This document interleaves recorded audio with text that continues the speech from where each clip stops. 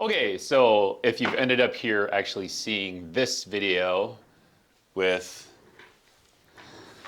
young Scotty and me, then I don't really need to introduce myself nor him. This is going to be the forearm stretches that I've likely told you about in person. I'm going to spare you all of the anatomy and all the details. It's going to be a down and dirty, do this, this, and this. Okay, this is your reminder video. All right. So stretch number 1 for the forearm, specifically the finger flexors. Okay, stick your arm straight out. Elbow's got to be straight. Okay, bring your fingers back as far as you can. You probably won't be able to do what I'm doing right now. Okay, I do this quite a bit. If you're out here, that's fine. Even if you do come all the way back here, so long as you still feel the stretch, you're still getting something out of it. Okay?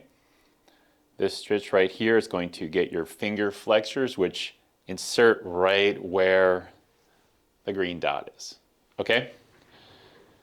What I like to do when I'm kicking back at night, just watching Netflix or messing around with my kids or whatever, is I like to try to get a little stretching in. What I'll do with this particular stretch is I'll put my hand on my thigh, my opposite hand on my thigh, and then I'll just lean in like so.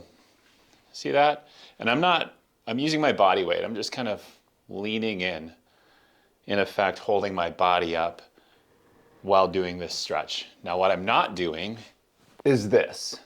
I'm not doing this. I'm not shrugging my shoulder up in here. That's something I see people do a lot while doing this stretch. Is I'll show it to them and they'll immediately do this number right here, and I'll tell them to relax their shoulder and come down like this, okay? Remember, stretching should be as lazy as possible, okay? That's why I like to use my body weight to affect that stretch. All right, so this stretch, you're gonna feel it anywhere through the palm of the hand, the wrist here, through these muscles here. Likely it'll be in this area. All right? Okay, the next stretch, that's the wrist flexor carpi ulnaris. I like to have people start like this. Okay?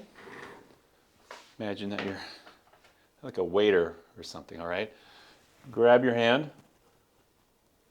You're going to rotate it around. Okay?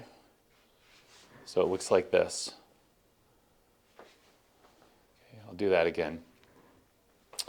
So from this position, right here, you're going to rotate these fingers around. You're drawing across your body, across this way. Okay? Pulling them back. Okay? So I'm pulling back and then across my body like that. And you'll feel that stretch anywhere through here. Okay? Might be up here, might be here, might be solely in the wrist or in the palm, and that's okay. You're going to feel it wherever it's tightest. So like this and across. All right, this one takes a little more work to do. Get your knee up here, hold that in, and then just kind of pull across. One thing to note, if you're doing this stretch, okay, don't do this with the elbow, okay? As soon as my elbow starts to come out like this, I'm starting to lose the stretch. It's trying to make it easier. It's trying to get away from the stretch, okay? So keep that elbow in, even if you can just tuck it in to the body like this. Pull back here, rotate out. Never get, I'll give you kind of a top-down view. So I'm kind of doing this. Like, is that better? Does that make more sense? Does that make sense, Scott? A little bit. Okay. So I'm pulling it across my body, right?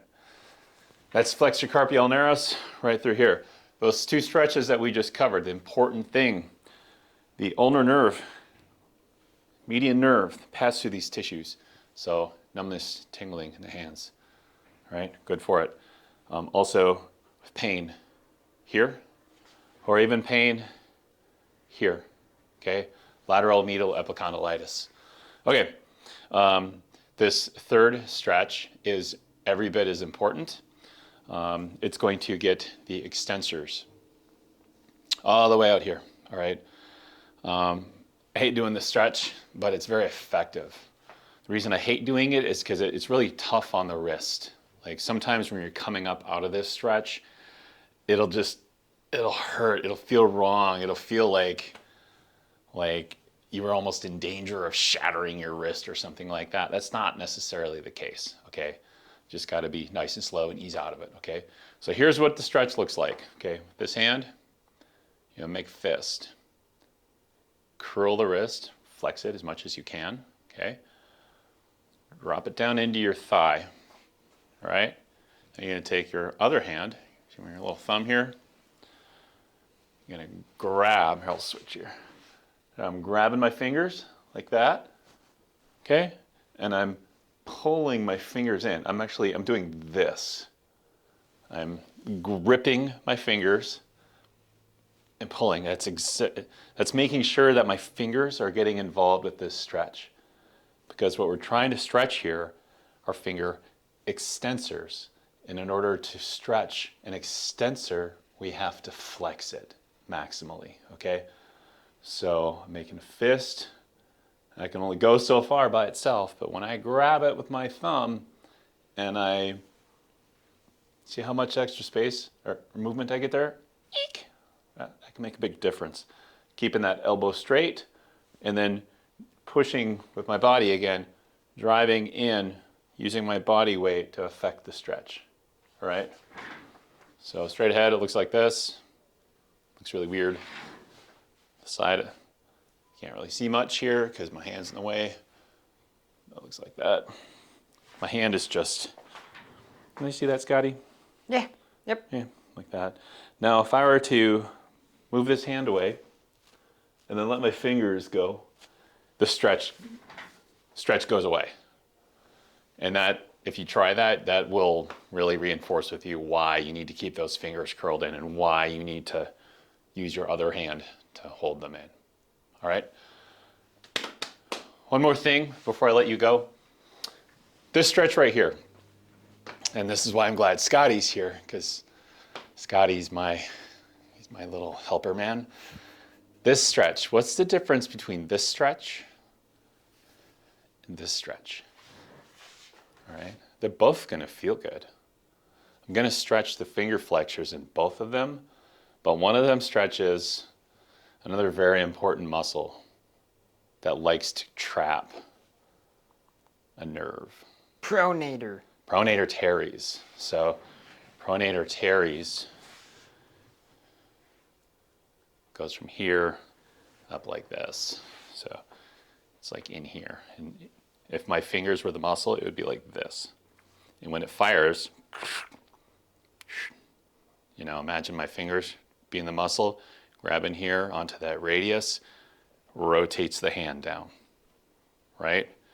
And with a lot of people, like let's say electricians, anybody does twisting motions repetitively, which is pretty much everybody, that pronator teres can also be part of the elbow pain and or nerve entrapment here and or tightness in the finger flexors because that pronator teres can get stuck to the finger flexors. So which stretch is better? This stretch or this stretch? I would say arguably this stretch because you'll get a little pronator teres. Now, to add even more detail, if you've lasted this long, to get more pronator teres, you pull it across your body. Okay? All right. That makes sense, Scotty? Yeah, say it makes sense. Kind of straightforward. Some good stretches for any wrist pain, hand tingling. That would work pretty well.